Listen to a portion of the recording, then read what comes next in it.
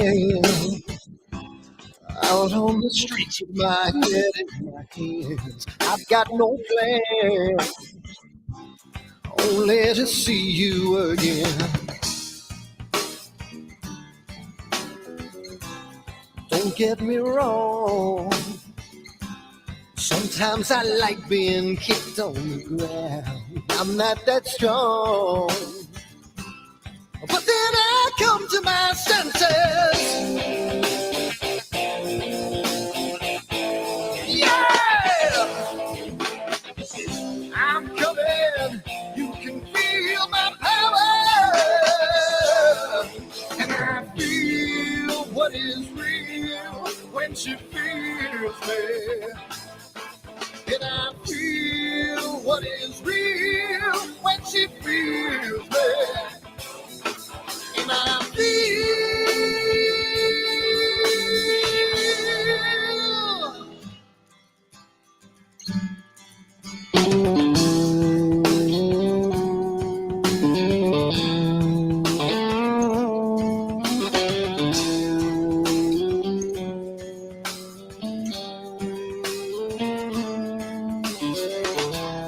don't be afraid.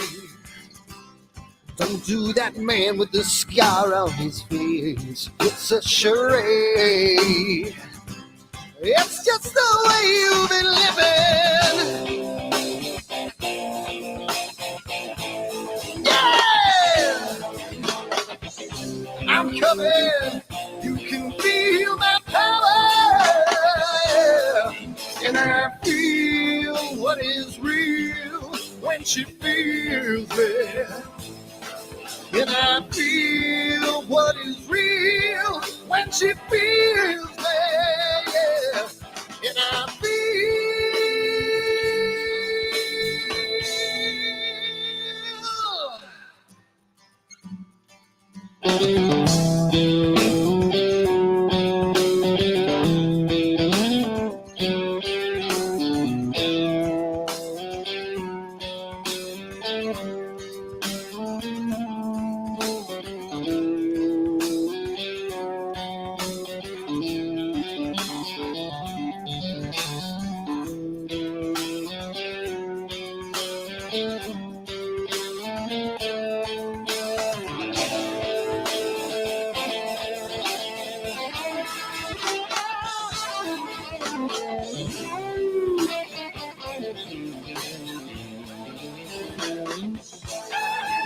I feel what is real when she feels me. And I feel what is real when she feels me. Yeah.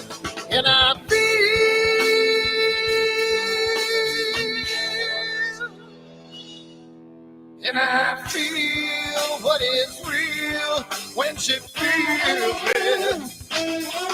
And I feel what is real when she feels me. Yeah.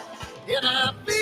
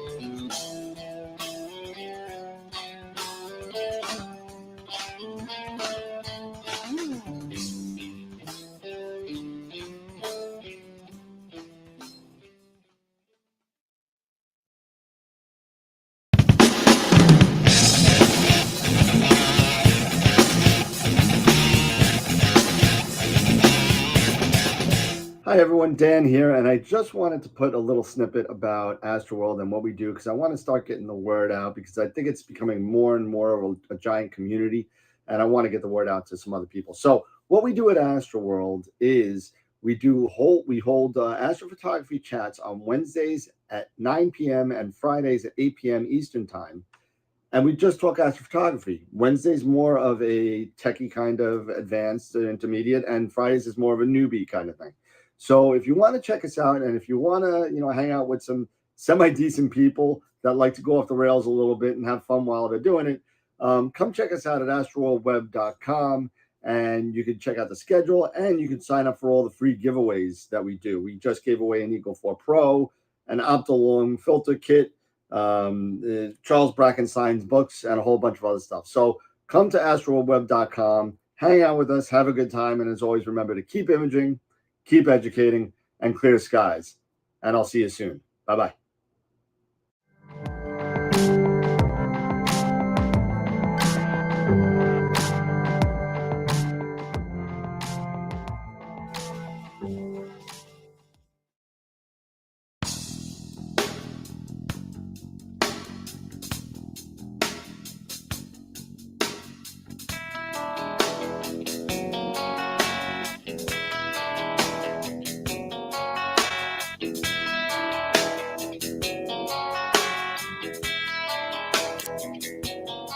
All right.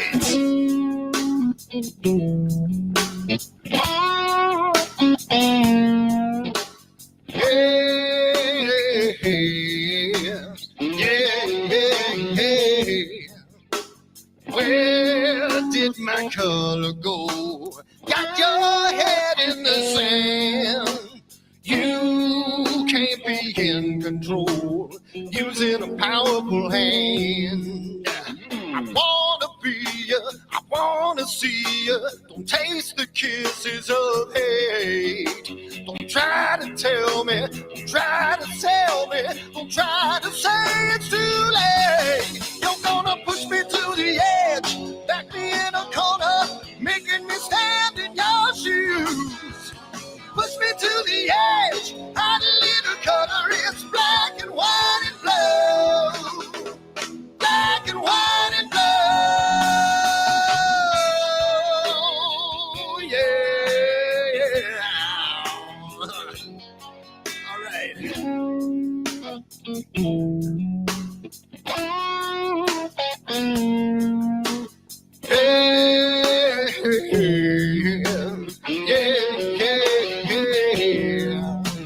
Cat learns to ring a bell. Rat gets free from the maze. We can be taught to love. We've got to learn the way. I wanna see you, I wanna be you. Don't taste the kisses of hate. Don't try to tell me, don't try to sell me, don't try to say it's too late. Yeah, you're gonna push me to the edge, back me in a corner, making me stand in your shoes. Push me to the edge, add a little color, it's black and white and blue. Black and white and blue, yeah.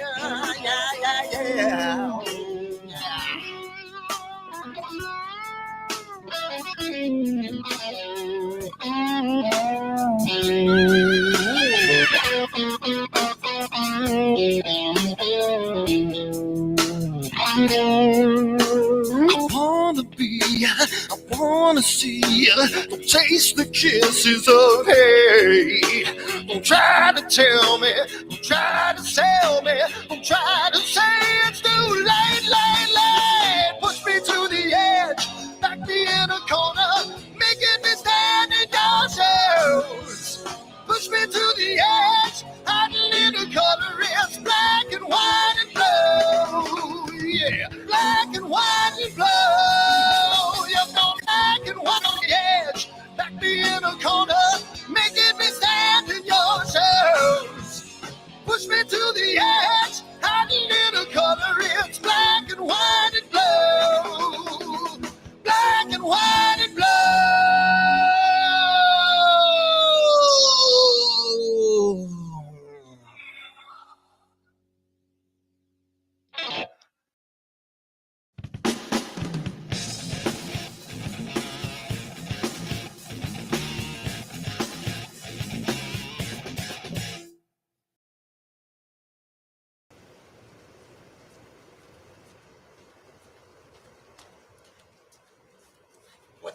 on my telescope now.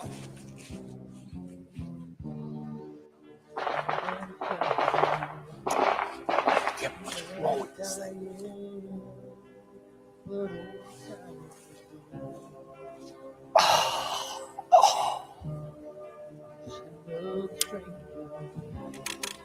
The lost Lone Ranger, can I break this spell?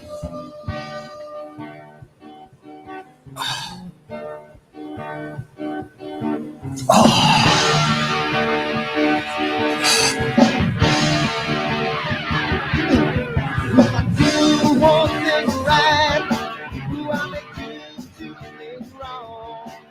If I want that fine line, I'll always take the fall. If I just do left, I can live from the right. I sleep all day long, and I'm breathing through the night.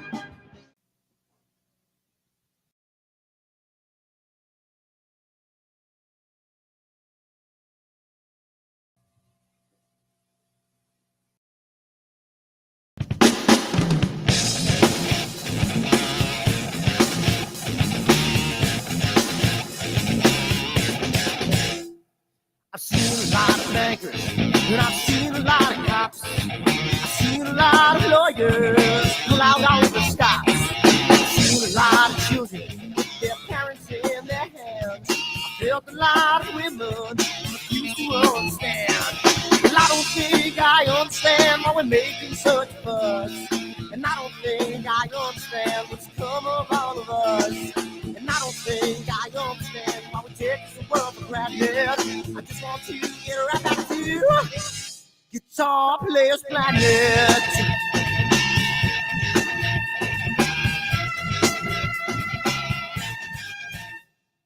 You see it in the papers, you read it every day. The riots and the fires going on in South LA. The muggers and the government, they're all wanting the same thing. They take you for your money and whatever else bring. And I don't think I understand why we're making such a fuss. And I don't think I understand what's come of all of us. And I don't think I understand why we take this world for granted. I just want to get right back to Guitar Players Planet.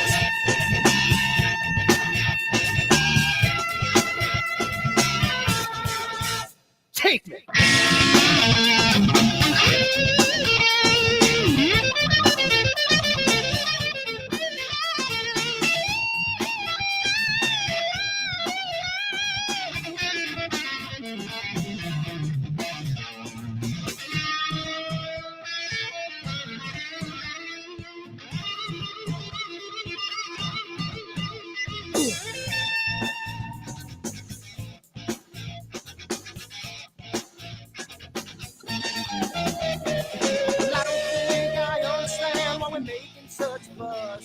And I don't think I understand what's come of all of us. And I don't think I understand why we take this world for granted. I just want to get right back to Guitar Players Planet. Guitar Players Planet. Guitar Players Planet. Guitar Players Planet. Guitar Players Planet. Guitar Players Planet.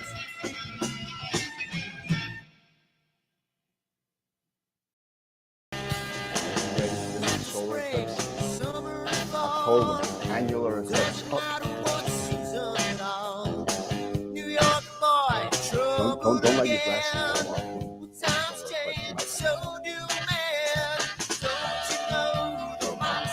You ready for the next solar eclipse? You ready for it? October 14th this year is an annular eclipse, followed by April, another total solar eclipse, and you create your own branded Astroworld telescope solar gadget made by American Paper Optics today on the website, astroworldtelescopes.com, or give me a call, 516-273-3771, and we can get you a set of 4 of these for $9.99. come on down again, AstroTelescopes.com, and keep imaging as long as you don't have a solar shade on. Keep editing. Man's gonna touch the sky. A proud man never gonna die. He's gonna give it a little more bottle. He's finally thrown away the bottle. Don't you know the monster has finally set me free? And don't you know the monster is down on his knees? Can't you see? Can't you see? Can't you see the change?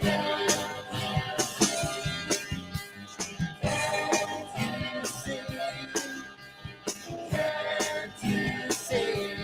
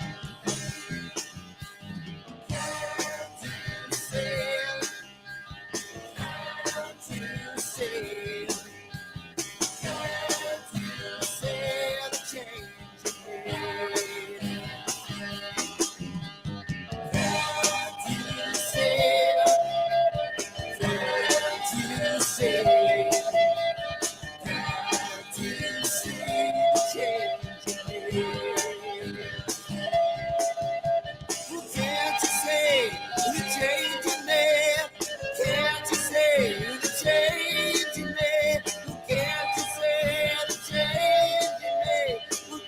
see?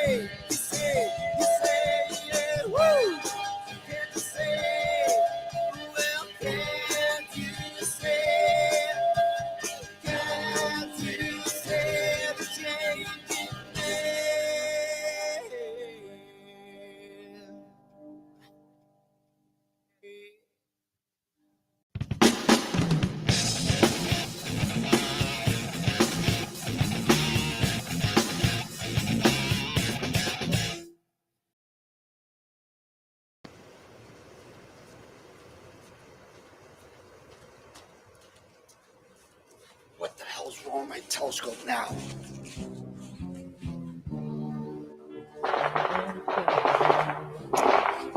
Yeah, what's wrong with this thing?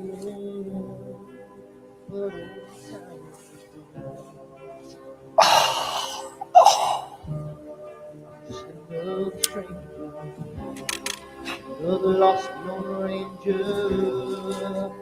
Can I break this spell?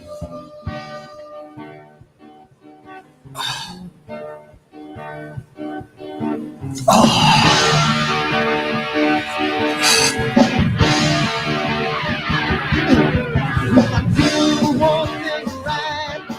Do I make two things wrong? If I want that fine line, I will always take the fall. If I just do the left, I can hear from the right. I sleep all day long, then I'm creeping through the night.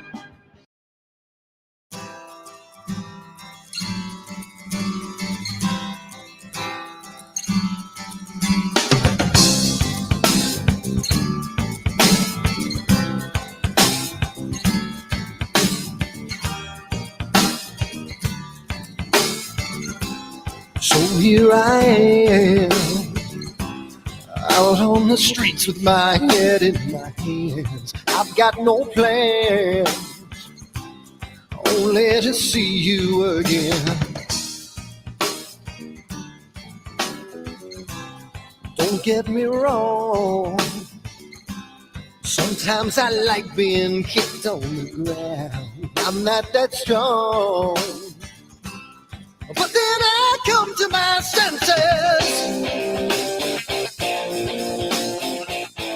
Yeah! I'm coming. You can feel my power. And I feel what is real when she feels me. And I feel what is real when she feels me. And I feel.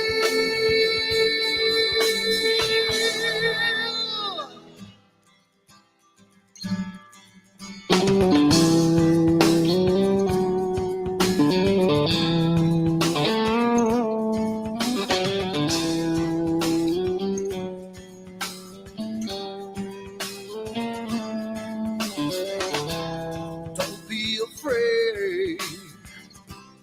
Don't do that man with the scar on his face. It's a charade. It's just the way you've been living. Yeah! I'm coming. You can feel my power. And I feel what is real when she feels it. And I feel what is real when she feels me. Yeah. And I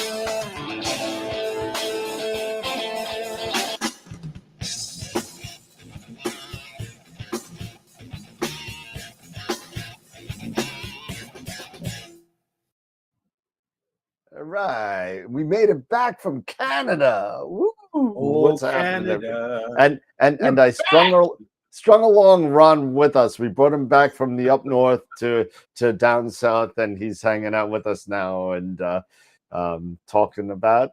Well, hey, we're talking about Astro for a little bit, and we're going to be hanging out. And I see Sean. It's so good to be back because you know what?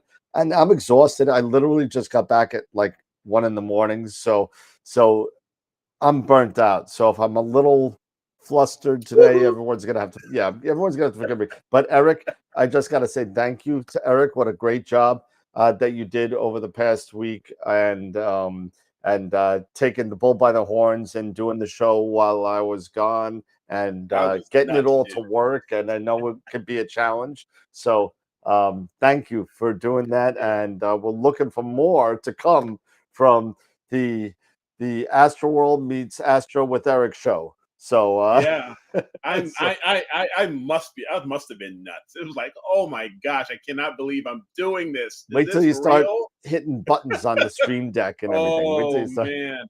But you know what? It was a lot of fun. So I really appreciate everybody's support and hanging out with me, you know, while I was flying solo. So while Dan was up there, you know, with Ron and Sean and Wayne and Trevor and everybody else, you know, and just having a blast. Yep. And here I am stuck here in Illinois. So I got some good news to share with everybody. I know Ron knows this already and Sean in the chat as well. So everybody knows I'm starting to gear up for the crazy, insane Astropalooza coming up. That the 12-hour disaster Astrophotography forum. So not only do we have all of the masters of Pixinsight coming back, we got Sean Nielsen coming back. We got Stacy Downton coming on, Astro Stace. We also got on Dylan O'Donnell and Trevor from Astro Backyard. So they're both going to be there.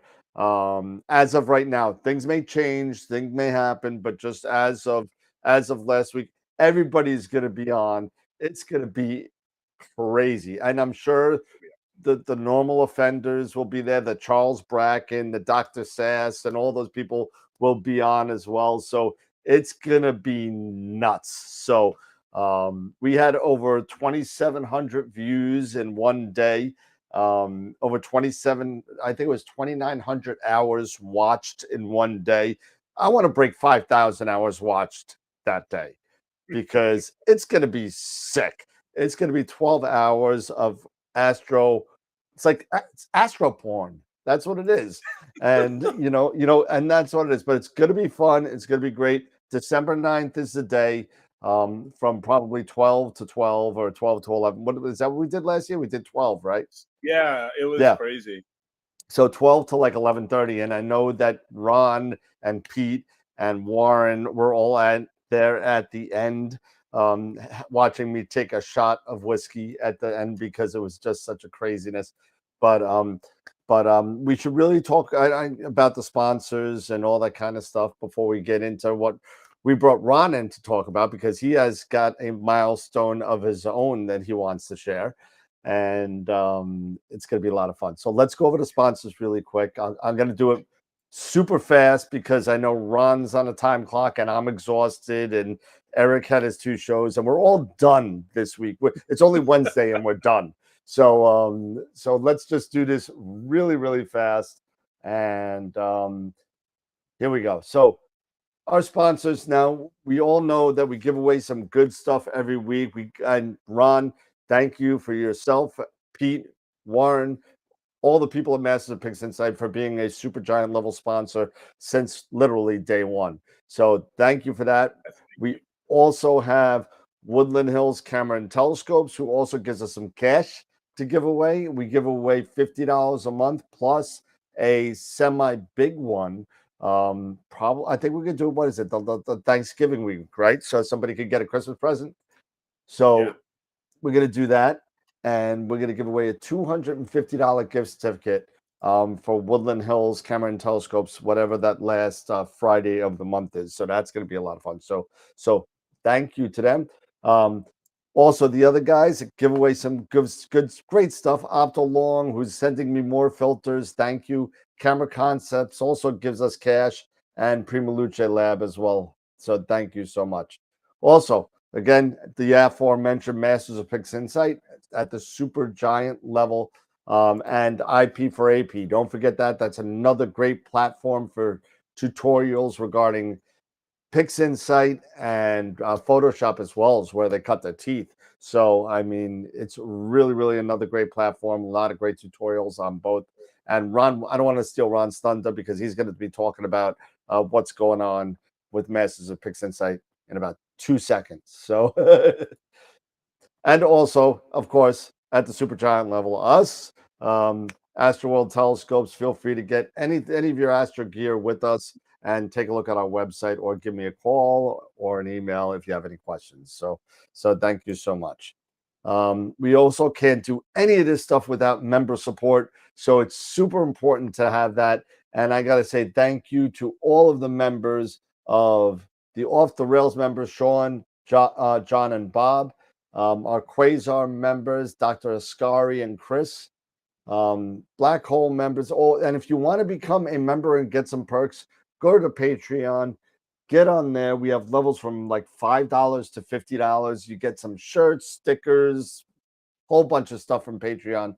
And you get that, and plus some access to some stuff that I may not want on YouTube. So you can check it out. Red Giant members, we got about 56 members across the 2 platforms, YouTube and YouTube and Patreon. So thank you to everybody. Join us on Patreon. Check us out. Haven't locked a date with Helena yet. I just got back from Canada, and so I'm going to be working on that. Hopefully, it'll be before she goes to university, which is in 2 weeks. So I don't think it'll be before then. I'm going to try and do that. Also, we got As soon as APP 2.0 comes out, Mabula is going to be on to come and hang out with us to discuss all of the new changes with APP. And it's going to be a lot of fun with that as well. And of course, don't forget to check us out on Discord, Twitter, Twitch, Instagram, Facebook, all that other stuff, and hang out with us. Our Discord is over 133 members now, and it's getting to be a really nice, big kind of community over there. So, community, exactly. you know, and that being said, we're going to go back to our regular scheduling programming, and tonight we have a one of our first guests ever on Astroworld TV, and personal friend of mine, Ron Brecher, is here with us from Master of Pixinsight. So, and I'm sorry, astrodoc.ca as well. So, Doc, what's up? Haven't seen you in like 3 days. 3 days. First, I gotta say, I want to say online, thank you so much for your hospitality while I was in the Great White North. You guys, you and your wife Gail. Gail, I know you're watching. Thank you so much for your hospitality and letting me into your home. I appreciate it all. Thank you so much. We had a ball. We really enjoyed having you, and you're welcome anytime. Oh, I'll see you next week. But and I gotta say also, because I know he's in the chat, Sean and his wife Trish as well. Thank you. I spent the second half of the week with them. Thank you guys. I love all you guys. You're a bunch of great friends, and I appreciate everything. So when you come down to New York, unfortunately, my house isn't big enough to have guests, but I know a nice hotel, and you can stay there, and I'll show you New York City. I thought you were going to stay in the hotel and we could have the Yeah. house. Oh yeah, sure. You know what? That's fine. I'm okay. I'll be happy to go to New York City and stay in a hotel. That's fine. I'm all right. I was pretty sure that's what you were going to say. Not a problem. That's funny. You got a nice milestone that you want to talk about with Masters of Pixinsight. So I'm gonna pass it on over to you.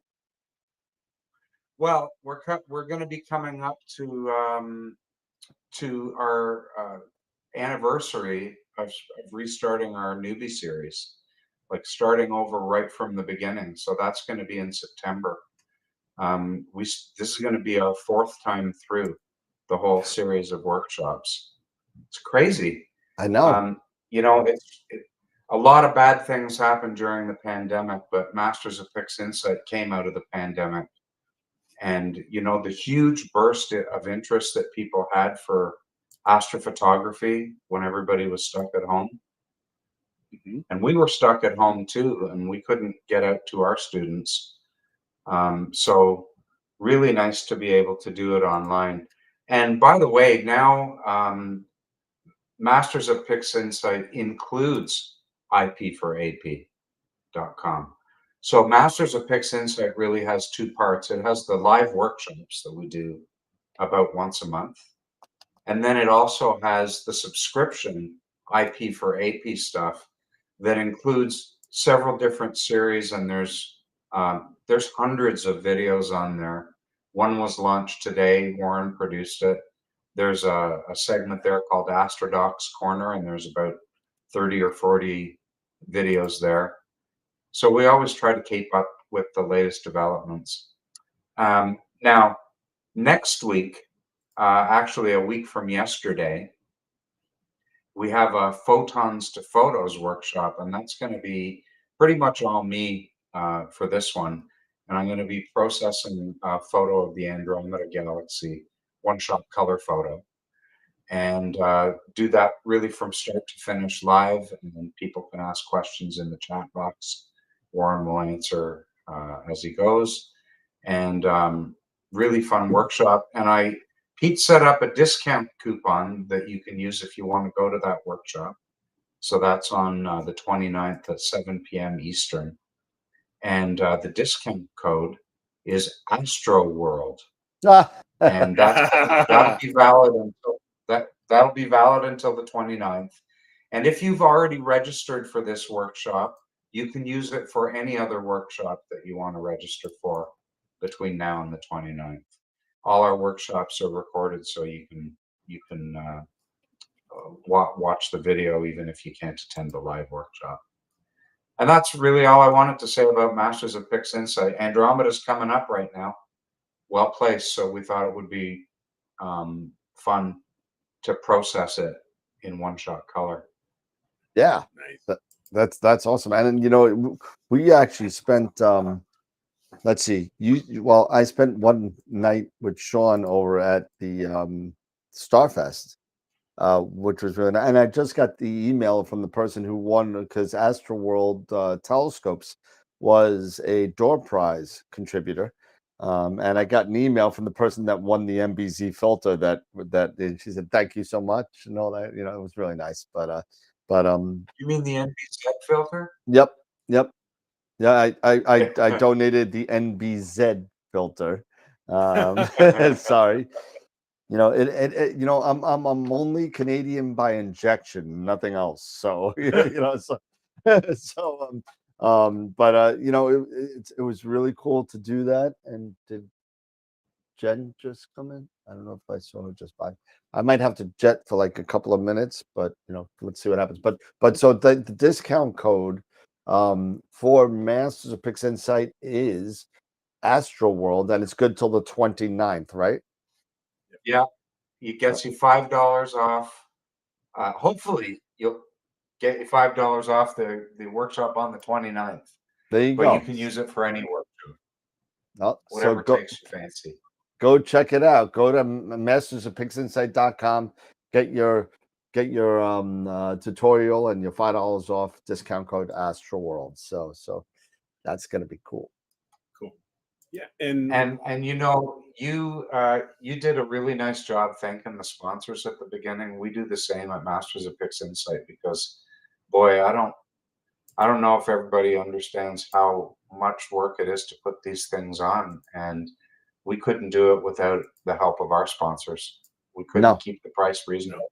And I gotta admit, I probably stole some of this stuff from Masters of Pixinsight, but so I got to give you guys credit as far as how you kind of formatted that kind of stuff. So I was like, oh, that's a good idea. So I just threw it into the beginning of Astroworld a little bit. You know, it's a nice. Well, we couldn't. I just said it. We couldn't do it without our sponsors. We've got people like QHY, Optilong. They've been with us since day one. Since we were doing live workshops, 2017. Wow. 2017. So they've just stuck by us the whole time. Yeah. You know, you couldn't do it without that. No, we got. So we'll stick by you, Dan. You're stuck with us for life. It. Don't worry. You know, eventually I'll get Astral Telescopes to be a sponsor. Is you know, we'll see. We'll talk eventually, but you know, hey, you sponsored us. We sponsor you now, so it'll all be good. One hand watches the other. And I'm gonna send. Now we were real quick. We were talking a little bit about before we came on about the workshops and the new updates that you are doing. And one of them that we were talking a little bit about was with GHS, the general hyperbolic stretch.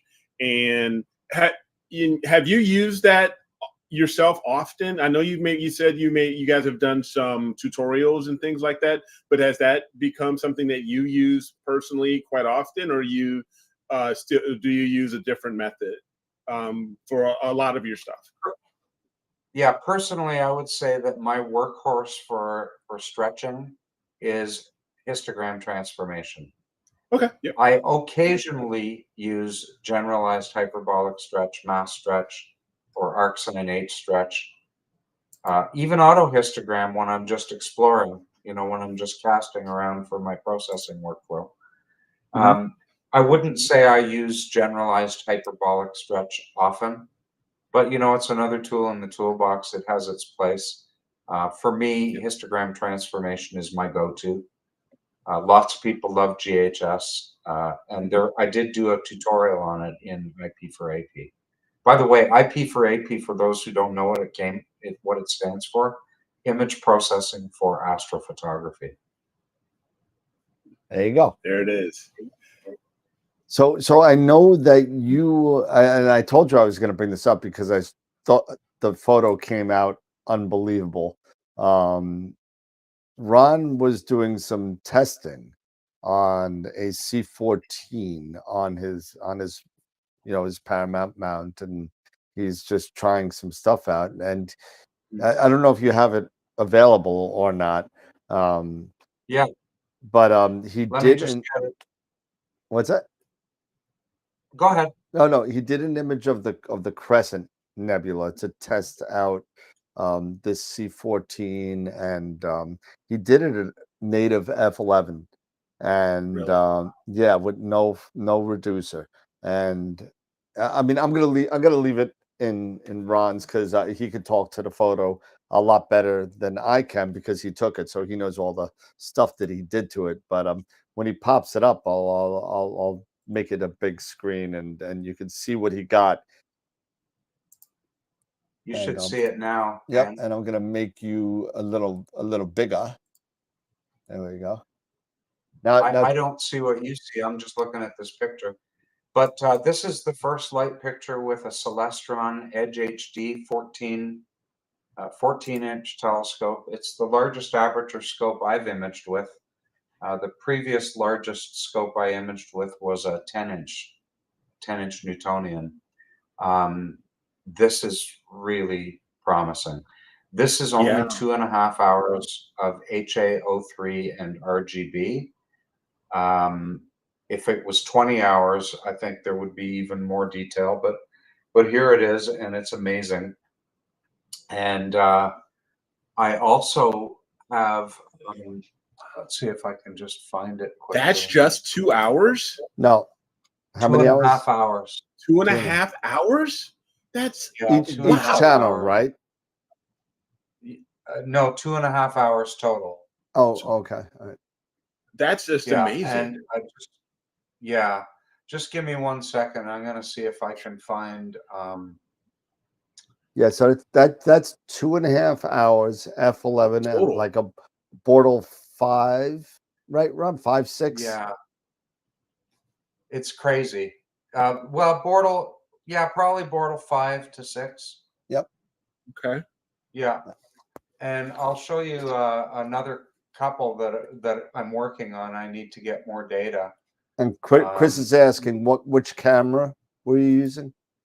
Oh, this is with a QHY600 with Optolong filters, narrowband HA03, and broadband RGB, of course. I'm using a Prima Luce low-profile Isato 2-inch focuser with a rotator, Arco rotator, and it's kind of cool. I have serial number 1 for that low-profile focuser. Oh, Eric, what's your serial I was number? hoping to be it. I don't. You know what? I have to look. 29. 29. And here, I'm going to just show the screen again. Entire screen. Share. Just a second. Share.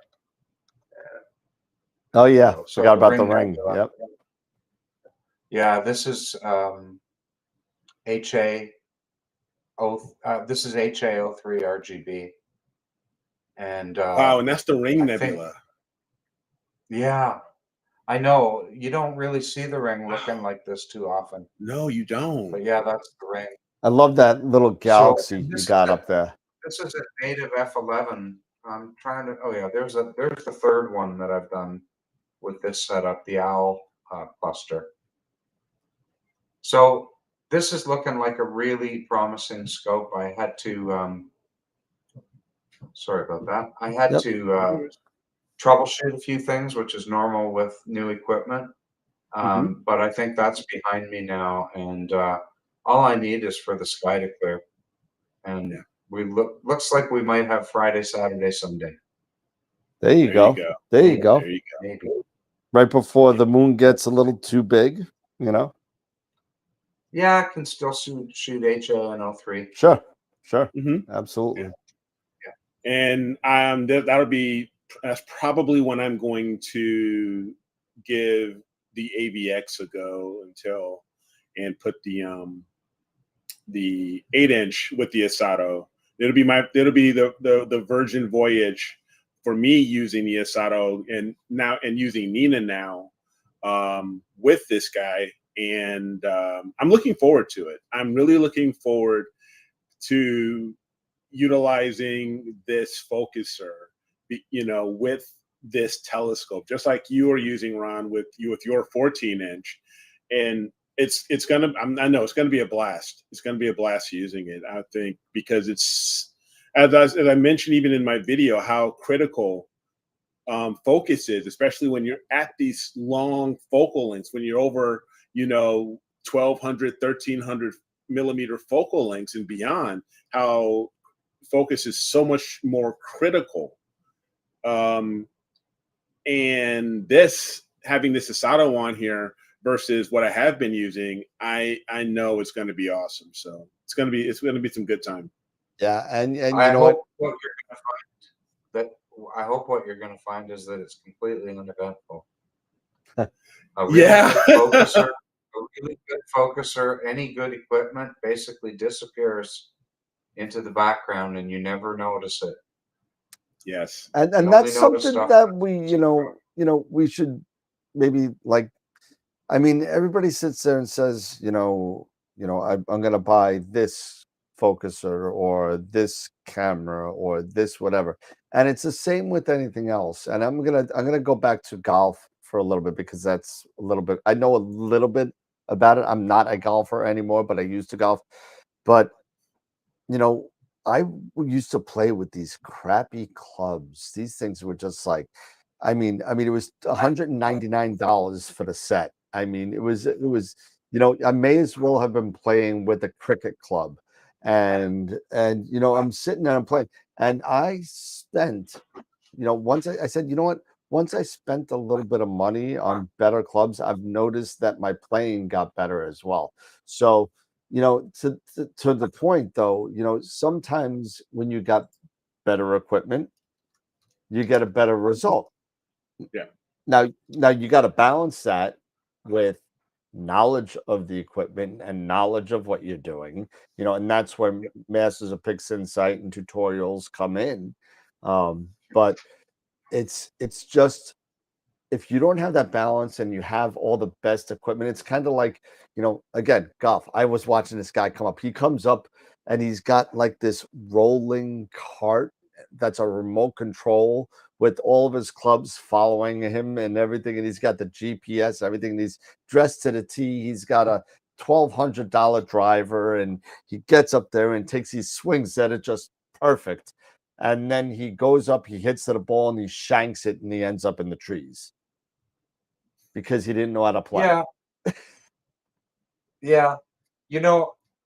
It's not between great equipment and crappy equipment. It's between great equipment, crappy equipment, and decent equipment. Yeah. Right? Mm-hmm. Right. So I think if you exclude the crappy stuff, then you can really go back to my partner, Warren Keller, my friend. He always says it's not the plane, it's the pilot. And I really believe that. I have a friend, I hope you get to meet him one day, Andy, Dan. His name is Andy, and he's a builder. And if I gave him a decent hammer, he could probably build me a house. But if you gave me an excellent hammer, I probably couldn't build you a new window box for my shed. Yeah, right. Right? You have to know how to use the equipment, whether you have the best top of the line or just decent stuff. You can get great results with it.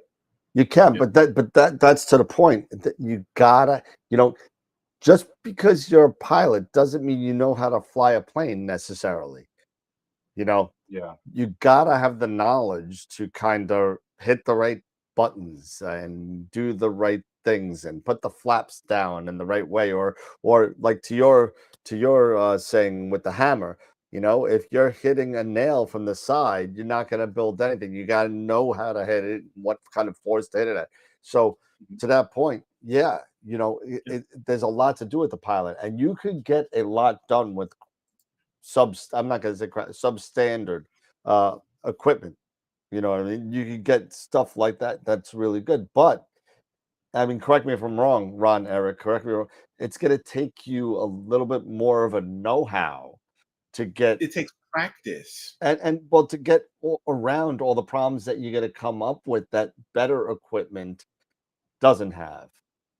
You know what I mean? So you might have to do a little bit more noise reduction. You might have to do a little bit more morphological transformation because you got bad eccentricity or because of your tracking and stuff like that. I mean, that's just something that I'm thinking about.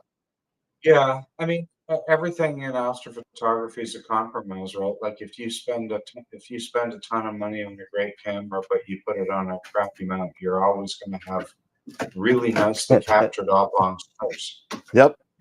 Right. You have to have some things are more important than others. Like others, to me, the mount is crucial. You have to have a mount that can do a good job, and then there's a whole world of telescopes and cameras and things you can put on that. But if your mount won't give you round stars, you're never going to be happy, right? Absolutely. I mean, you know, everybody says in the chat that the mount, and we say it, Eric, you say it all the time too. The put your money in a mount first. I said put your money where your mount is. There you go. There you go. That'll work.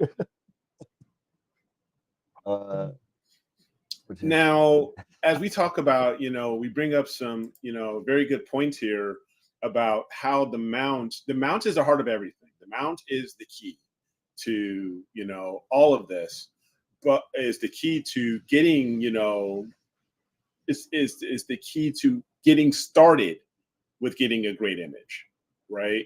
But when we talk about equipment, where is there maybe, do you have, if you wanted to rank, maybe the mount is the very first, what other piece of equipment do you think, you know, would come second or third? If you had to choose three different items that, you know, are very, you know, you have to rank them by their, you know, importance, you would say, where would you, you know, which items would they be, starting with the mount? I would say would be the first one, but what would be two and three? The second one I would say would be the optics.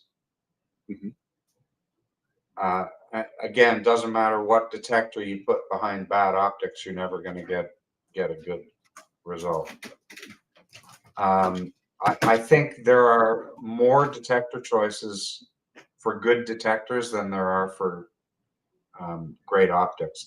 And of course, you know, it depends on your situation. If you've got to be portable and remote, portable and small, portable and light, that's different than if you've got a remote observatory and you can put in a 17 or a 20-inch telescope that you never have to put in your car and lift up onto the mount. So everything in astronomy is a compromise.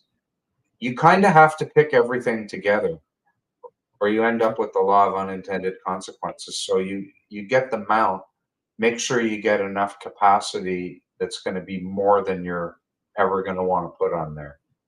Right. So my mount, for example, has a 90-pound capacity.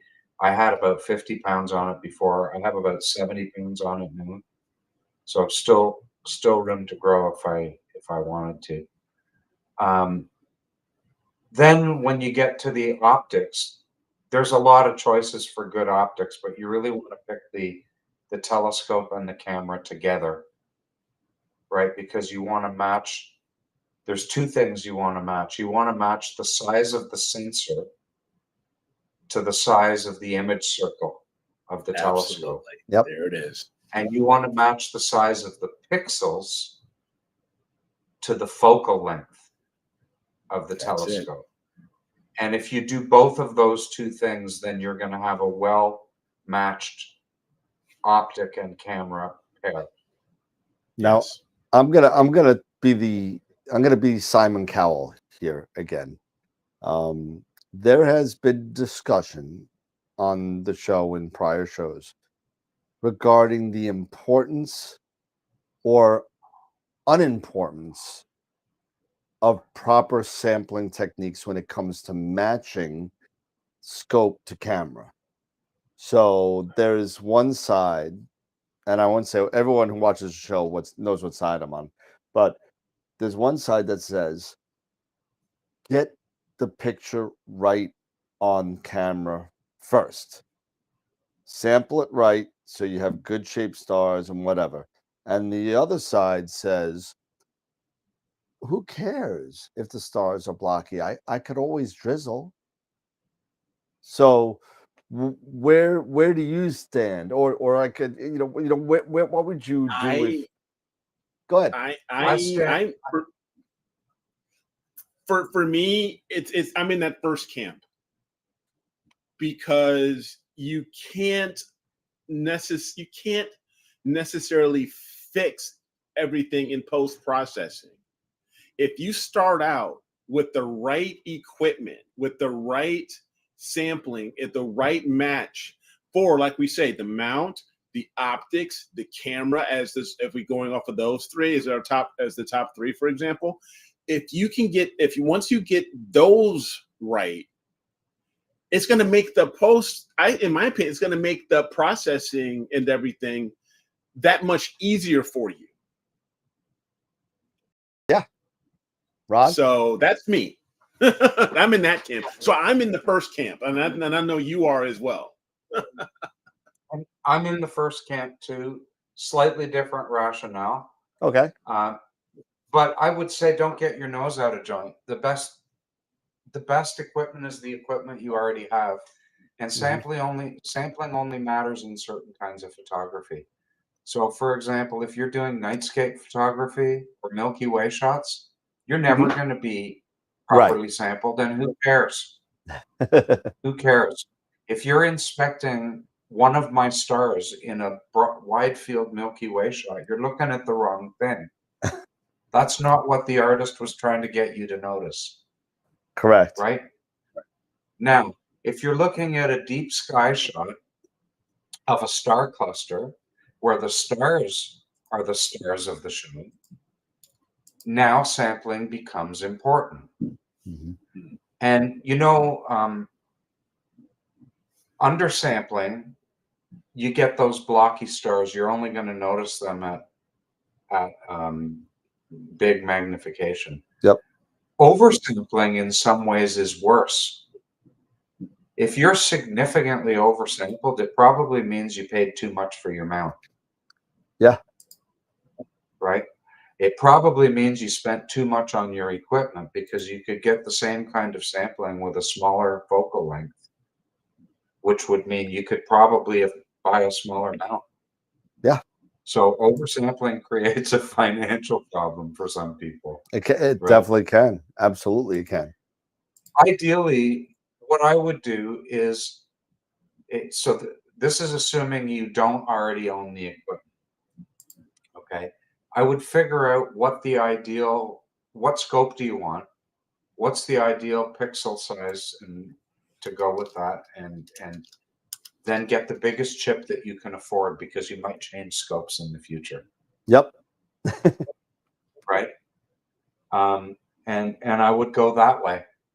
And if your image circle is a little bit small because of the nature of that scope, you have a cropping tool in whatever software you use. You can crop out the bad corners and just use the good parts of the image. Yeah, we got a quick question from Ernie. What would happen if I put my 2600 MC Pro on our club's 14-inch edge and choose to bin 2x2? Well, then you would be doing pretty much exactly what I'm doing, because I'm using the Big Brother sensor of the 2600 sensor, but it's the same size pixels. And so you would get a similar resolution with the same resolution, in fact, to what you just saw on the Crescent Nebula and those other two shots, the ring and so on. And so at that focal length, if you bin that camera, your image scale is going to be 0.4 arc seconds per pixel. And that is slightly oversampled for me. Yep. I get, 1.8 to 2 arc seconds per pixel typically. So perfect sampling for me would be 0.6. Right. I'm at 0.4. Okay. So there you go. I mean, To people, I wonder if we should talk for a minute about where that 1/3 of the seeing thing comes from. yeah, knock yourself That out. if you're seeing is 3, you want 1 arc. Yeah, so that comes from the Nyquist theorem in signal processing, and it's really answering kind of an interesting question. You have an analog signal coming into your telescope from the sky. It's a star, right? Right. Or light from a star. And you're capturing it on a digital sensor. So the question is, how many pixels do you need to faithfully reproduce the analog signal in an image? That's the question. Obviously, 1 pixel isn't enough, right? Then you get blocky star. Right. Because pixels are square. And 1,000,000 pixels is way more pixels than you would need to display a star. So what do you need? It turns out you need about half the seeing. And really, because that's in an ideal system, you need 1/3 of the seeing to accurately sample that analog signal and capture it on a digital medium. It's going to be around 9 pixels. Okay. It's going to be the smallest structure. Wow. So People want to learn more about that. It's the Nyquist theorem. So Sean said, I think we should make a viral video to get Ron to ride the 14-inch scope like a bull. Like we'll throw him on there like what was it, Dr. Strangelove? He wants me Oh, to wear. I'm having my trouble with goodness. that picture just in my head. But he Oh, yeah. he wanted me to have he wanted a cowboy. Yeehaw! Oh my goodness. That yeah, that's totally. I was totally thinking of Dr. Strangelove with Ron with the hat, Oh my gosh. with the H bomb going down. Oh boy, That's funny. Wow. Hey, that's what we do. We have a lot of fun. But yeah, that I was just shocked. I remember when you put that picture up. What was that? 2 days ago, with the crescent, and we were looking at it together at your breakfast table. And we were sitting there looking at it, and we were just amazed at how much was able to be brought out with no focal reducer. You didn't give up 1 millimeter of focal length, and at f11 you got.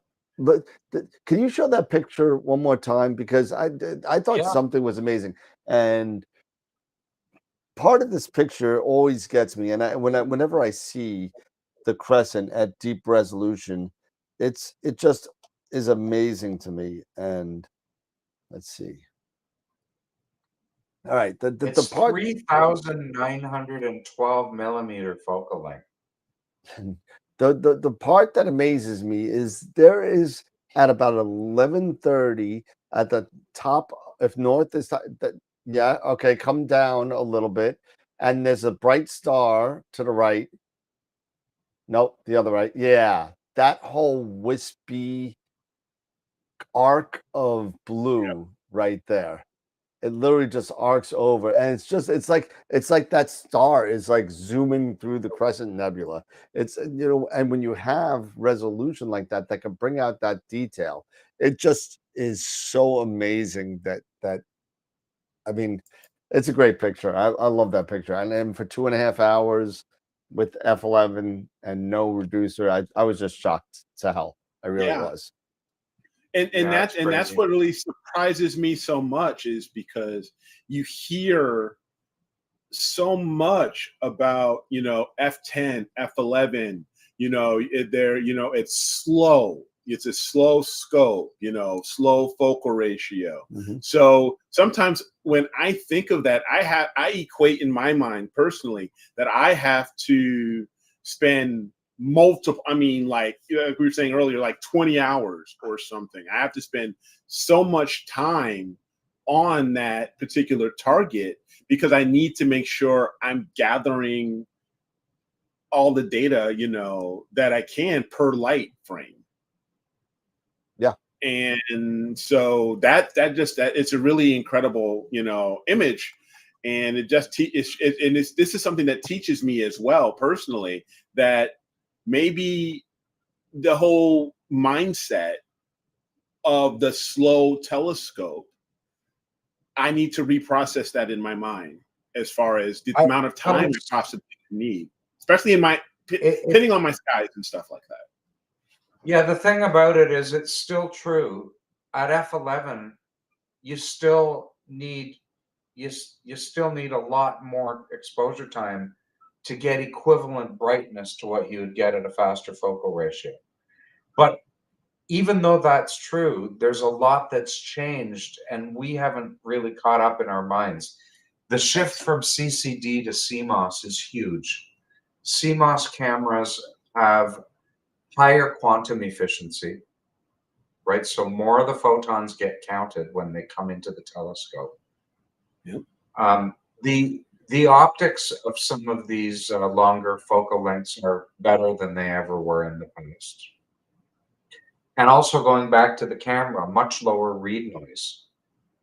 Yep. Read noise interferes with detection of fine detail, right? So, and also a lot of the newer CMOS sensors, particularly in the higher end cameras, they're back illuminated. Yep. Which really means that the electronics are behind the sensor instead of in front of it blocking the light. So all of this contributes to higher sensitivity. And that means that f11, it is still slower than a faster telescope, but it's way faster than it used to be. It used to be. Yep. Exactly. Absolutely. I mean, when you compare to stuff like Enron, you're from this era, like just like me. When you're dealing with a S-Big KF8300 with a quantum of efficiency, if I remember right, of 54%. You know, and And H alpha is down around 30. Okay, so yeah, so with now Ben, yeah, it definitely drops. But I mean, now you're dealing with cameras that are 90 plus quantum efficiency, and what that means is how efficient your camera is. Remember, Ron was talking about that analog data, right? Coming from the Mhm. stars. And what it's doing is it's converting all those photons, right, into a digital image, and how efficient that camera is in doing that. So it's taking 90% of the photons that are hitting that sensor and changing it into an image that you could see, as opposed to 50% from 20, 25 years ago. So to Ron's point, these sensors have really, you know, if you think about it, have changed the way we can kind of do astrophotography, even with a slower scope than f10. I mean, it's you know, I remember, and Ron, you remember this. There is no way in hell that you would be thinking about shooting f10 15 years ago before CMOS. Give me that 3.3 reducer. How am I going to do it with that? So I mean, it's definitely the sensitivity of the cameras. And you know what? And if this Sony sensor ever comes out with the dual layer technology that they're talking about, oh my God. I mean, if this We're all we going to be broke in this. Florida. What's that? We're all going to be broke. Yeah, We're all it's going to be gonna broke.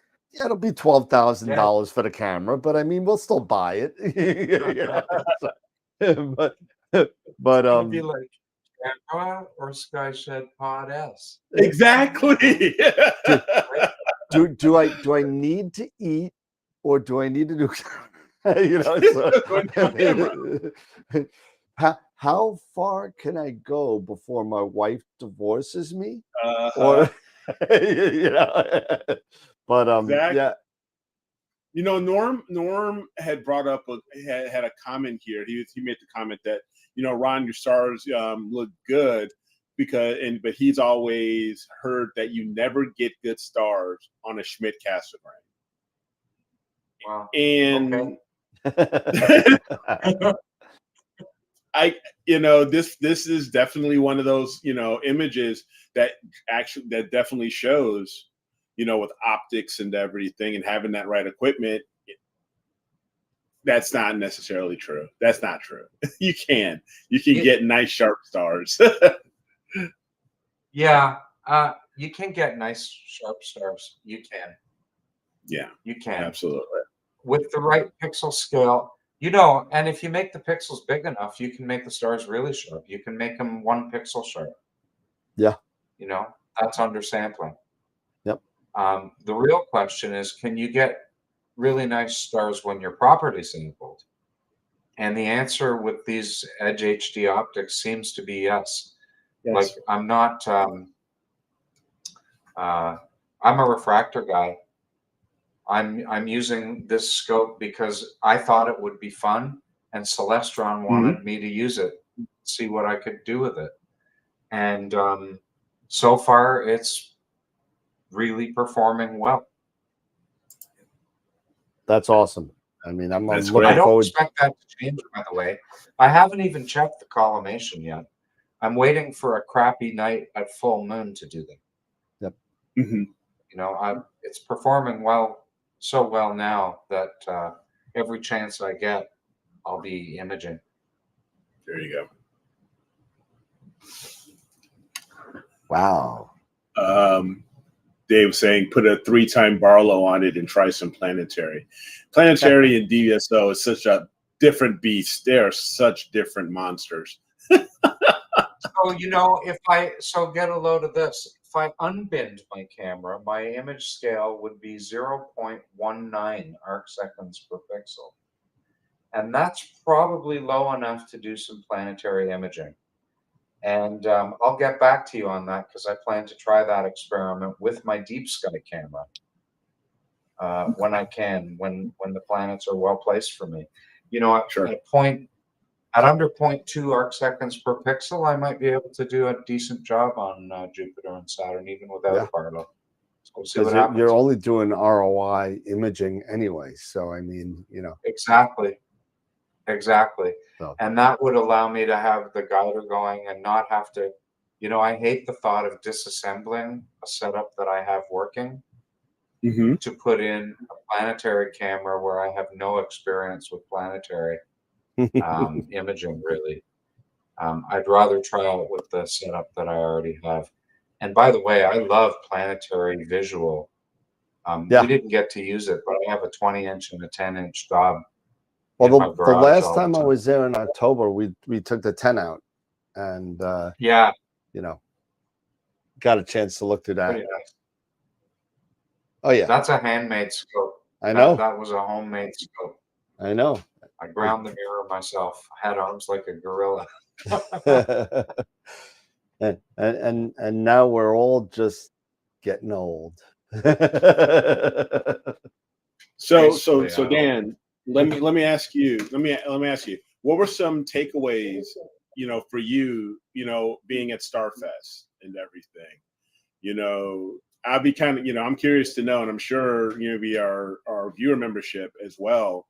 About like to know, your experience, going up to Canada and everything. I know you posted a few things on Facebook. But. Well, I mean, I love going up there. I do, because having friends like Ron and Sean and all those people up there that kind of are in the community, and it's really kind of cool when it's different when you're by yourself and you just kind of go up there and do your thing and then just go home. Where you have that camaraderie where you sit there and you can actually talk about things that you actually enjoy. Now, that being said, I have found out recently through the first night with Sean I think I am just getting too old and cranky to be sitting outside in sub 40-degree weather freezing and sweating at the same time over a telescope for 8 hours. And I even though the skies were nice, they were nice. I don't know. I just don't think I have many more star parties at night in me at all. We had more fun in my driveway We eating did. pizza, listening to music, and going to bed when the equipment was all running. Yeah, and I'm going to bed. I'm done because I mean I'll tell the story a little bit later. But you know what? Yeah, everybody's like, Dan, you're not cranky. Yeah, but am I really that Oh cranky? yeah, right. but we had a travesty of an Airbnb experience when we were up there, and I registered for this. I made a reservation for this Airbnb for 4 days. Sean and I stayed a total across 3 days, 4.5 hours. We were out of there like Vladimir. We were out of there like Vladimir. We were done. And I'll put some pictures up later and you'll see what I'm talking about. But this was the most, not only did the owner of the Airbnb change all the pictures after Sean and I complained about it and put right pictures up, after they paid back the money, and I think Sean's still waiting for a refund, but I got my refund. But they took the entire listing down today. Really? It is not there. They changed the picture, then found out we got money back, and now the listing's not even there.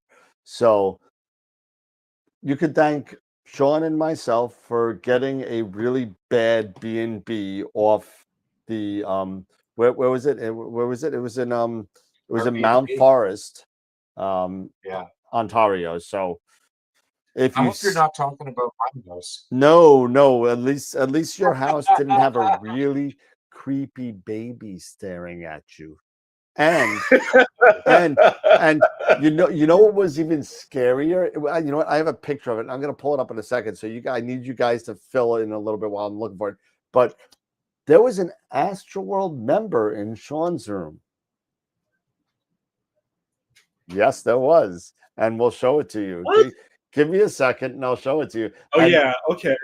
And you guys will laugh your butt off. Oh, okay, sure. I'm gonna get it This up. should be interesting. Oh yeah. So talk about something while I find it, because So I mean, everybody knows my whole. I don't know if anybody saw my my post this afternoon of my wonderful astronomy adventure that I've been having as far as my equipment. And don't get me wrong, I love my puppies. I love my dogs. But after the storm knocked out my Sim 60, and now I went back and now I'm using my AVX mount. And I actually bought a Pure adapter for it from Star Arizona, and got it on my Pure. But anyway, and then I don't know what happened. And yesterday, my dogs, they go nuts, with birds or other dogs are all around, and they just bolt right through, my wiring, and it's just rip. And I'm like, oh my God, are you serious? It's like, why? Why, God, Did they why? break any of the wires? Or did the wires break They, or just get pulled out? well, fortunately for the AVX, they did rip it they did pull it out really good, but it's still powering. So it is working right now. But like say my pocket power box and everything. And how are the dogs after whipping through that? Oh, they're fine. They're like, hey, and then I get home. I get home before I realize all this, and they're just running through like, "Hi, Daddy! Hi! How you doing?" And then all of a sudden, I get this, and I'm just, no, this can't be happening again. 1 minute it's a storm, now it's a dog. Well, I found the picture. Now, again, this could have been the late night talking, but maybe you guys could help me and tell me who you think this looks like. Okay, here we go.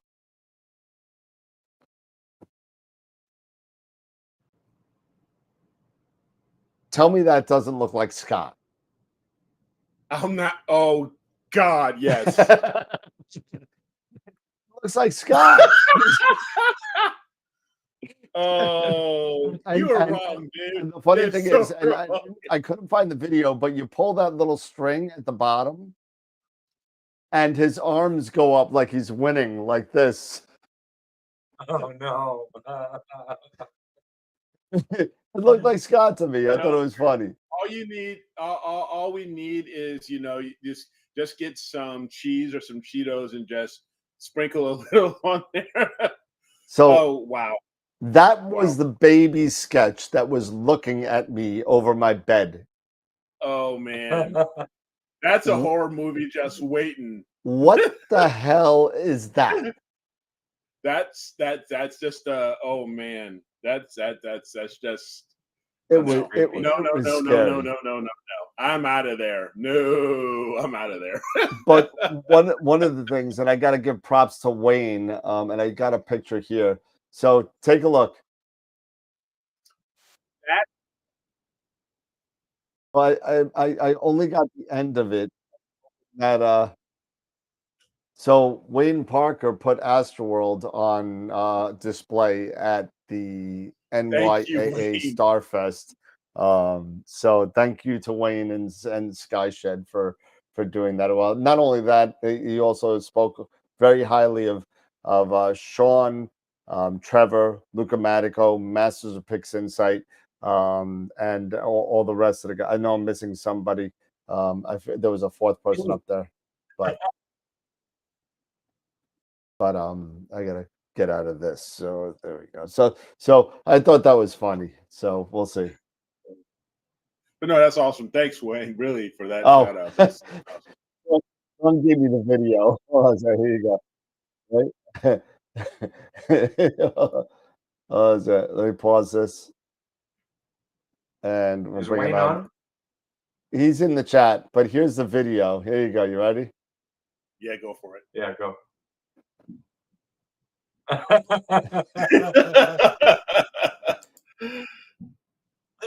Hell is that? What is that? Nice place. Oh my gosh. Unbelievable, man. It was out of control. That whole thing. That was the craziest 4 hours I ever really spent in a hotel. It was pretty bad, but Wow. It's funny. I got a text from Sean when I woke up on I guess it was Friday morning, maybe? Was it Friday morning? I got a text from Sean saying, Dan and I have been talking. Can we come to your place, Damage, tonight? Yeah. Well, you know what? And you know, it's just I think we're all at the point of our lives that we shouldn't have to be, standing outside in the cold, watching your breath, taking images. I'm gonna quote Captain Kirk: is taking images at night in the cold is a game for the young, Doctor. And it's just not something that we've all done that already, and we've spent years doing that. From the days of manual guiding with an eyepiece, for those of you that remember that, film, film shooting, and getting your film developed, and a week later finding out you got nothing but unfocused garbage. It's the game has changed, and the technology has gotten better, and we don't have to do that anymore. No. It's true. We can.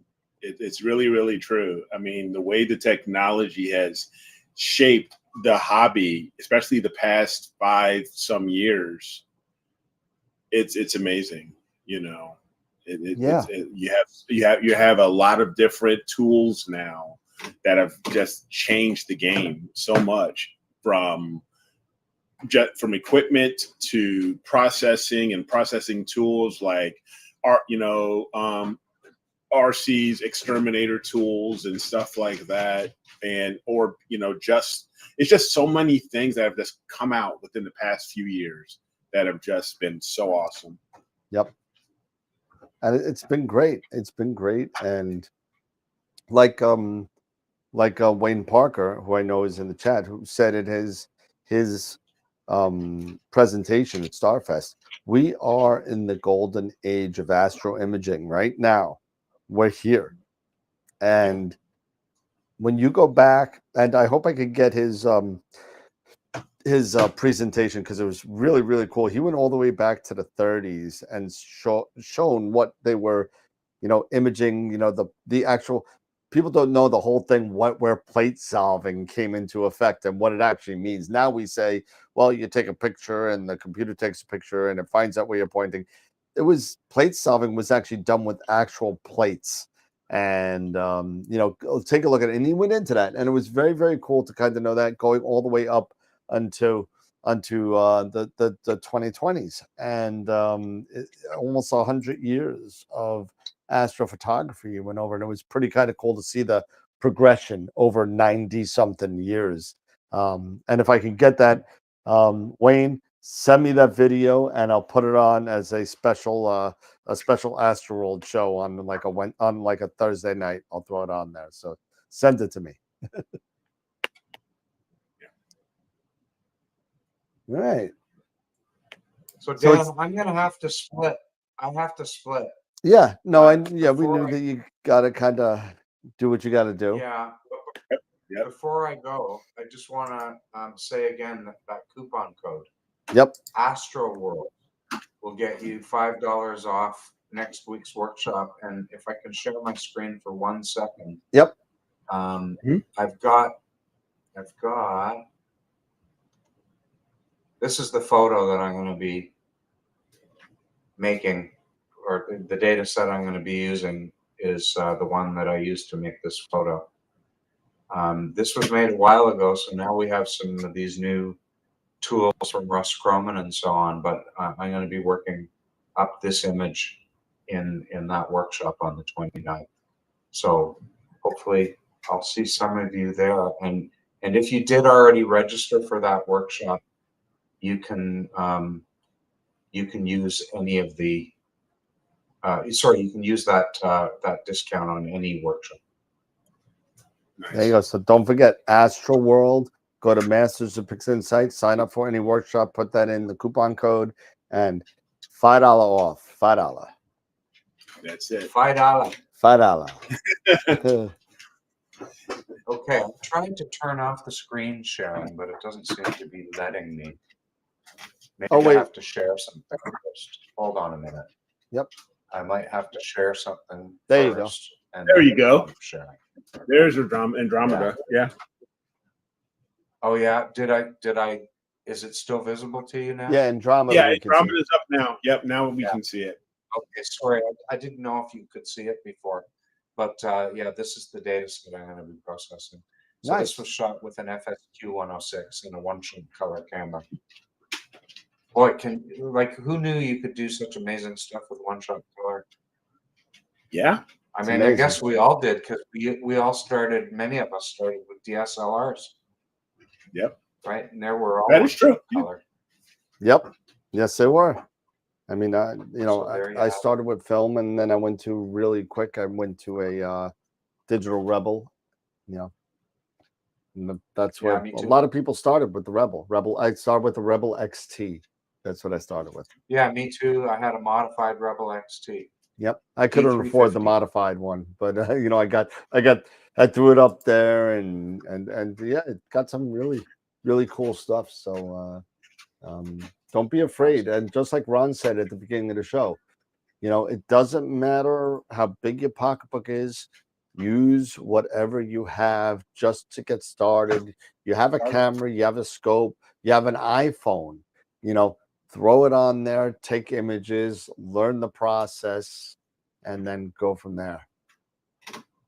100%. Absolutely. Guys, thank you so much for having me on. Dan, it's such a treat having you stay with us and hanging with you in and out of Starfest. in and out of the kitchen. We even got to do some music together. That was fun. Yep. So and next time I swear I'm gonna buy an acoustic bass just so I could go up there with it. I know you have one. Yeah. But I want one of my own. So because you know what, when I said, yeah, I should probably have one. I've always wanted one. I never bought one. And I think, it's not a very expensive object. I mean, it can be, but I mean, it doesn't have to be. But Doesn't have to be. yeah, You don't want it to be too expensive. no, You're because using it in a field. yeah, exactly. Well, we had that discussion already. So there are two schools of thought to that conversation. Well, I said it doesn't have to be expensive, but if you have I have some nice guitars. I'll play them anywhere. They're like scotch. They want to be used, right? They don't want me to keep them in the case. I'm telling you. But Ron, awesome to have you. You have an open standing invitation for whenever you want to come. Yourself, Ron, Pete, you guys have always been a staunch supporter of the show, and we thank you for that. And you are always welcome to come on whenever you want. So even if it's only for an hour or 15 minutes, whatever. Peace be with thee. Oh. May the Schwartz be with you. May the Schwartz be with you. All right, Ron. Thank you so much, buddy. We'll see you soon, man. TV world. Bye. Take care, man. Bye-bye. All right. That's awesome. Cool. Oh, even the names are right. All right, cool. All right. Amazing. And Jen is on her way home, so I may have to cut it a little bit short because she has some important news to share with me. That's fine. So yeah. I mean, and I know you've been burning, the candle at both ends, so I'm exhausted. Totally I've only had 2 glasses of wine and I'm already feeling it. So not good. So now I am finally, at least for right now, I'm finally on Nina. I'm running on Nina for the second night straight. So the ASI Air is not running right now, and I'm running on Nina. So and so far so good. Bye-bye. Stop it. Oh man. You know what? So convert. Yeah. So listen, ASI Air is a good product. It's never going away. However, I'm probably going to have a little bit of a ZWO fire sale for me. I'm probably going to. I don't use the ZWO stuff enough for it to. I know what it's like. I know what it used. You're the ZWO guy on the show. I don't have to know it. You know it. So. I have a Mini, I have a Plus, I have cameras, I have a Red Cat that's attached to 183. I'm looking to sell it all, and I'm just done with all the stuff. I need to downsize just a little bit. So if anybody's interested in any of my stuff, feel free to hit me up on Discord or Astroworld or whatever. But I missed a lot last week. So you did the picture of the week and the month, right? On the month, yes, I did. And and again, congratulations to our winner. I believe it was Chris that won our image of the month. And we also had Chris won picture of the week, which was an awesome photo of the week. And don't forget, Greg Meyer won July's image of the month with a awesome Lagoon Nebula. Oh, you want, was that the Starless? Yes. Oh, nice. Yeah. Congratulations. So Dr. Meyer pulls it out. Yeah. So here is the America version, America, of Chris Ferguson's Pillars of Creation within the Eagle Nebula M16, which is absolutely awesome. I love the palette and love the colors, how he brought these out, and how it's all, the red, the white, the blue, how he really just put it together and compiled it. So very nicely done. Just FYI, everyone, the voting is up. I do apologize. But the voting is up. You usually try to get it up first thing on Wednesday morning. But it is up now, so feel free, go to the website. I see we already have a couple of votes out there, so vote. So we can see we've got 2 entries right now for this week. We have the Heart Nebula from Phoenix Astro, Mark Ellis, and Tom Peters' wide field shot of the Tulip Nebula. Nice. So definitely go check those out. Check out those 2 photographs, both very, very awesome photographs, and take a look at which one you would like to vote for. And please don't forget, just choose the radio button underneath the respective picture, and then just scroll down and click on, is that your final answer? Click here, and your vote will be submitted. So 1 vote per person or IP address. So that way but get your friends out, family, friends, whoever, and have them check these out. And then again, the Lagoon Nebula from Dr. Meyer. So congratulations again. So it's awesome work to everybody.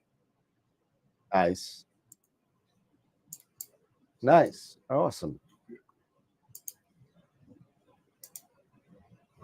Cool. Pretty cool. What do we got going on Friday? Because I know we've been kind of, shooting from the hip. We've been doing the constellations. Yeah. We want to keep that going. I know you're going to be catching up, with sleep and everything else. No. I think if you we want should to keep on going. I think we should keep on going, man. Absolutely. Okay. So we did the Perseus family, and we've been touching on, I believe, the Hercules family right now of constellations. And so we could continue. I'm looking at the constellations now. And I got to put on my boundaries here, my constellation boundaries. There we go. All right. I know, like last week, I did Ophiuchus. I think a couple weeks ago. should do Equalus.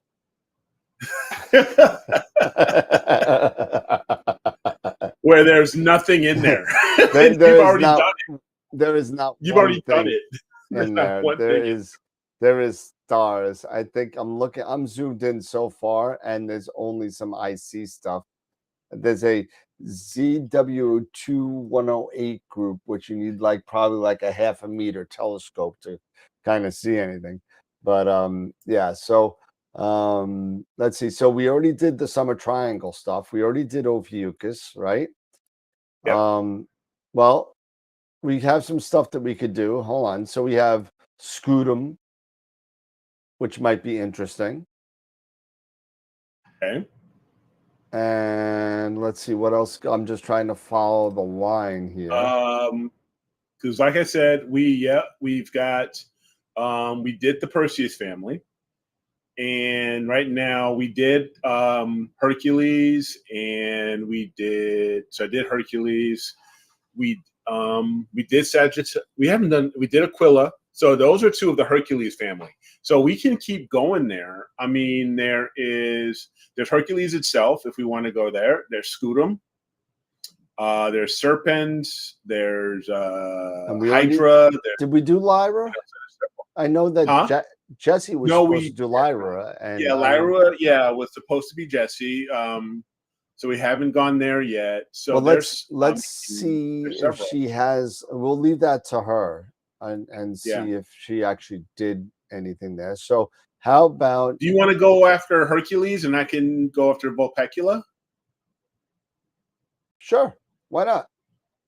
I mean, because this one, Hercules has got, quite a bit, I'm sure in there, and I can go for Vulpecula, and we can stay within the Hercules family.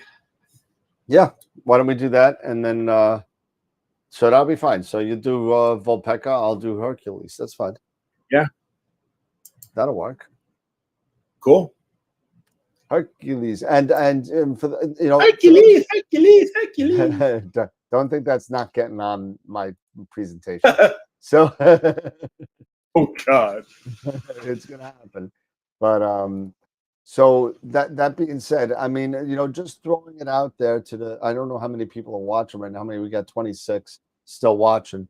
Have any of you hit up the replays of the constellations on the playlist on YouTube? If you have, let me know if you like them or don't like them, or is it worth it to put them on like that or not. Interested in some thoughts to see if it's actually worth it to do it. I think I'm going to continue doing it either way.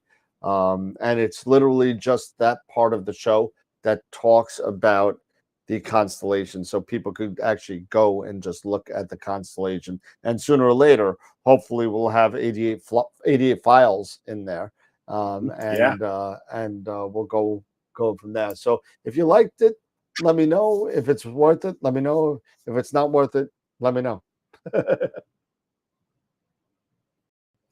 I think they've been awesome, personally, Yeah, it's Tom even says I like them, gives me some good ideas for targets. So there you go. There's some. I mean, Kevin, Wayne, Wayne watches them. Kevin says I like them. So I think we're doing it. I think we're doing a good thing here. So yeah. I think I'll keep on editing them and just throwing them in there as like a 15-minute video and of that constellation. So stellar cast. That's up there, I think, somewhere, Yeah. So yeah, but besides that, I know there's just been craziness as far as heat and weather. Yep. So it's been very, very hot. And it's supposed to be around, at least one forecast I saw here for, at least in my city here in Illinois, in Belvedere, it was looking at, it was one forecast saying 111 degrees. That was not with the heat index. That was the straight temperature, not the heat index yet. So yeah, it's so these are the times when you basically go zero on as far as your cooling, you're pretty much you go zero. I've been bouncing back and forth with Daniel. We've been chatting. I have decided I'm going to go and stay with Ioptron. I have decided that. It's just right now deciding on if I'm going to go with the harmonic 43 or the harmonic 69, HAE 69.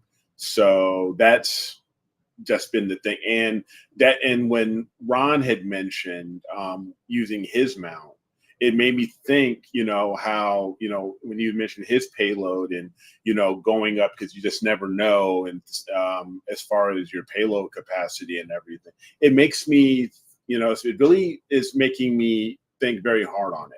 Yeah. And yep. So Norm, you're right. Go big or go home. Dave, same thing. So it's one of those things. 69, dude. Yeah. There it is. I knew you were gonna bring that. Come on. I knew someone would do that at some point. Wild stallions. Wild stallions. But we'll see. We'll, you know, I mean, we you will. got to get what fits your style and your rigs, and if you need to plan to the future, you know what I mean. So That's the thing. it's still even strain waves at a 69 or 70-pound payload capacity without counterweights, it's great, but you got to think, well, where do you start to lose the advantage of the portability, right? Right. Now I don't know the specs off the top of my head on what the head mount weight of the. Now the 60 the HAE 69 is 19 pounds So you're 20 for the actual. pounds for the head, Yes, and it and I holds 70. believe yes, and the 43. I wanted to say it was around 14 pounds. Yeah. And what's the EQ6R Pro? I mean, Exactly. so where do you sit there and say, okay, what, even though that it weighs as much as the EQ6R, but I don't need counterweights, and you that is a personal preference question where you Yeah. need to sit there and think of, okay, how much do I want to carry with me? What do I need to carry with me on Yeah. traveling? If this was set up, or I had a 69, or like I have my EQ8R, and Eric had his CEM 60 or 70, whichever he's using at the time. It's on a pier. It's in the backyard. It's not moving anywhere. So if it's not moving anywhere, that question becomes moot, because it's not moving anywhere. Now, if you're doing something like I did, or what Eric's going to be doing in a month or so, going to a location, you need to decide for yourself what you're going to want to carry with you. Exactly. I bought my FRA 400 and the Pegasus, and I was happy as a clam. I was like, this is great. I can't wait to look at the data. But I mean, sometimes you just want to, be the person that, hey, wow, look at that. And you want to, be the center of attention, and that's okay. You bring the big guns out. That's fine. But you just got to remember that you got to pack all that crap up at 5 a.m. Yeah, so Tom had brought up a wheelie. I'm going to sell my wheelie bar. I haven't used it for, God knows how long. I don't need it anymore. So I'm going to, I got to clean out my garage. Well, so that's one of the things that I end up it going. looks like, and if I'm reading the stars correctly, and if you're watching, I'm hope not jumping the gun here, but it looks like Astroworld is pretty close, maybe, on becoming a Tough Truck UK distributor. For those of you that don't know Tough Truck, I gotta say a thank you to Stacy Astrostace for putting me in contact with them. I saw her using it, and I said, wow, we don't really have any wheelie bars anymore in the US. There's a couple, but they're tough. They're getting tougher and tougher to get. JMI, the wheelie bars, they've been waiting on parts for 2 years, since they were bought out. There's a couple other ones. Scope Stuff sells one. But I mean, there's really not a lot out there, and I'm looking like maybe become like a small dealer with them. And are they motorized? Well, I don't know if you'd want to motorize your scope on a wheelie bar. I don't know if you'd want that, but you could try it. Nothing's stopping you. I don't know. But go to Tough Truck UK and TUFF, and take a look at it and see if you like them. They look pretty good. They look like a decent price, and we'll see.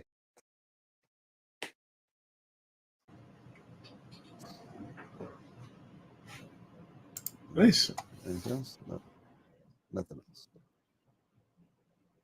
Oh, man, I'm tired. Yeah. I'm a little burnt out. Yeah. Thank God for wheelie bars. Yeah. Oh, wow. The EQ6R is 200 pounds? No, it's not 200 pounds. He's just blown it out of proportion. Maybe with everything on it.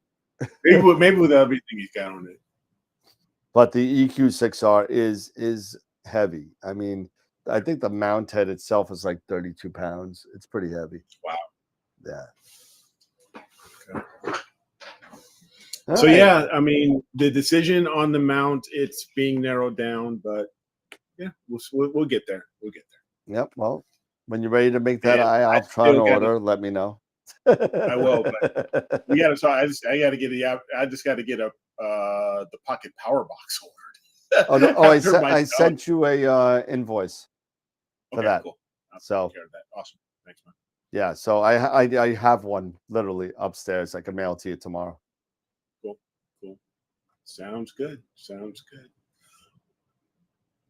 Is it the Is it? EQ6, the reinvented Atlas? Yeah. Well, you got to remember that the EQ6 and the EQ5, depending on which Atlas you had, they're just the only difference between the two. They're both center mounts. One's black, one's white.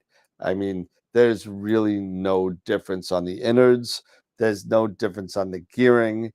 The only difference is the color and the branding, and that's really it. I had an Atlas EQG, the original one. I have an EQ6R. They're both workhorses. They both work great. As a matter of fact, though, I'm honestly thinking about selling my EQ6R as well. I don't need it. I don't need it. You know, if anybody wants an EQ6R and that's local, it's a little heavy. I don't know if I want to ship it, but you know, whoever buys it pays for shipping because I'm not paying for it. So I hear you, man. I had the Atlas EQG for 10 years, and then I hyper-tuned it and I sold it.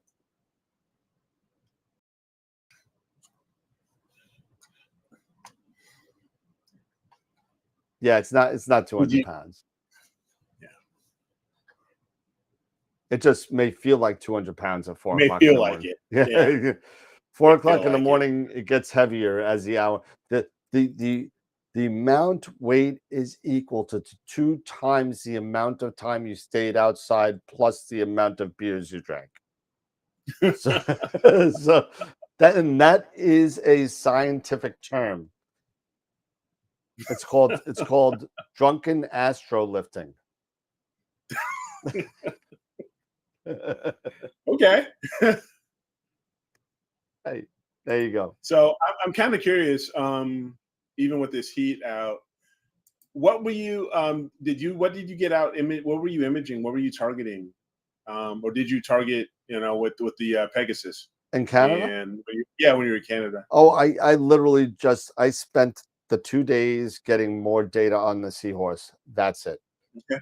That's it. That's all I got. So I'm thinking I got in total probably about 10, 11 hours, depending on, clouds and stuff like that. I got to go through the data. I got to blink the data. So once I blink the data, probably tomorrow, then hopefully I can show a little something on Friday. It won't be totally finished because I like to take my time with processing. But it's I could definitely get probably a raw stack and maybe a real quick, DBE stretch and quick curve, and that's it. So okay. So hopefully I could get something like that done by Friday. We'll see. We'll see. All right. Cool, man. Cool. Yeah, I'm still I'm working on the shark. So back to the shark this time of year. Is your son gonna come with the shark again? He's gonna... like he did before. It's funny. Yeah. Shark puppet. Yeah. The shit Oh detector. yes, thank you. Yeah, Tom, that's a good. Yeah, I'll have to talk to you on that critique. Create that critique page, everything. Yep. So how we can go about adding another page to the website so we can start dropping in images in there. Yeah, absolutely. That's not a problem. Okay, we can talk about that this weekend. Yeah, for sure. Yeah, so Tom, we're gonna work on it, but it's gonna be coming. Cool. Awesome, man. Well, all right. So I think I'm early. Yeah, I think I'm a little exhausted, to be honest with you. No, I hear you. Why don't we do that, and then I'll be ready when Jen comes home because she'll be home in a minute anyway. But yeah. So So Eric, what do you got? You got any final thoughts left in that noggin of yours? No, dude, with everything that's happened, so much, I'm spent. Just go out here. One thing I will say is try to stay cool. Try to stay as cool as you guys can with these, with the final summer push through August, and you getting these heat waves around here and stuff like that. Yep. So, yeah, just have a great, rest of the week, and we'll catch you guys on Friday. Cool. All right, everybody. Well, I hope you enjoyed the show tonight with Ron, hanging in there and talking about all things Canada and Masters of Pixinsight. Don't forget the coupon code. Coupon code Astroworld. Astroworld, and go to Masters of Pixinsight. Their next class is Tuesday coming up. You get $5 off any workshop that you want. You don't have to use it for this one, but this is the one that he's using. He's going to be walking through his process on the Andromeda Galaxy. So it's going to be cool. I'm hoping I could do it. I've missed the last couple of shows because of stuff going on with the show and the store and all that. So I've missed a bunch. I'm hoping to get into it, but if you want to go and take a look and see an RGB process on M31, go check it out. Use the coupon code Astroworld, and you'll get $5 off. So very cool. And thank you, Wayne. Thank you, Chris, Tom. Yes, hello, Newman. Dennis, Dave, everybody. It's awesome. We're coming. You know what? I want everybody. We're coming up very, very close on episode 300. We're looking to hit episode 300 before the end of this year, and I want whoever's interested.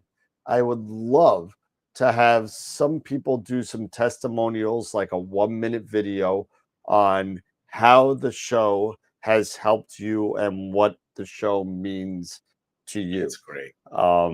And I will put that on that show on episode 300, and I'll play it, and I'll put it all together, and it'll be pretty cool. So what we'll do is we'll make a folder in the Google Drive where you could drop it in there for episode 300 testimonials. And I think that'd be kind of a cool way to celebrate. That'd be kind of cool. That'd be kind of cool. So make those videos 1 minute or less. It doesn't have to be crazy. And please, be dressed and consider it to people that are going to appreciate that. We would appreciate that. Yeah, it could be fun. It could be funny, but keep it in the realms of good taste, please. So, so that being said, I think that'd be a great way to celebrate episode 300. Not only to celebrate the show, but to celebrate the fans. And thank you so much for the support of almost 300 episodes. Oh my God, Eric, it's sick. I know, but 300 nights. I know, because I know we're at 278 right now. Yeah, this is 278. So we got 11 weeks. Yeah, that's 3 months. So it looks like somewhere in November or December, we'll be at 300. So maybe at 300 we could time it right that we give away that $250 gift certificate to Woodland Hills. That's another thing we might want to do. So no, please, no Speedos. That would not be good. No. Thank you. No, especially no. No. Be. Yeah. Yeah, dress, if as long as you're sitting at a desk or everything like that, yeah, dress from the waist up is fine. And then if you don't get up. See, no one would know this, but it's so freaking hot in my room with all the lights and everything. I'm in my birthday suit right now. You don't even know. you wouldn't even know it. All right, I'm done. I'm leaving. That's it. All right, everybody. I'm good. Have a good night, everybody. Thank you, everybody. And on Friday night, we're going to be doing Hercules, and Vulpeka. Hopefully Jessie will be with us. Maybe she could do Lyra if she comes on Friday night. That'd be great. But we're starting to look at for more guests. I'm starting to pummel the airwaves again. We're getting close to the fall. What does that mean? Longer nights, cooler nights. It'd be nice. So maybe our friends out in the West Coast gets a little break of the 130-degree whatever disaster you got in the Arizona desert, and you get some longer nights. So that's going to be really, really nice. But that being said, Friday night, we'll see you Friday night. Thank you everybody for watching and hanging out with us. I know we're cutting it a little bit short tonight, but it's been a long week, and actually I think I bit my tongue. It's like that's why I'm slurring. It's not because of the wine. But all right, everybody. Have a good night. Eric, pleasure as usual. Yeah. Thank you everybody for Absolutely, bro. watching. And remember, as always, to keep imaging, keep educating, and clear skies. And we'll see you Friday. Have a good night. Bye. Bye bye.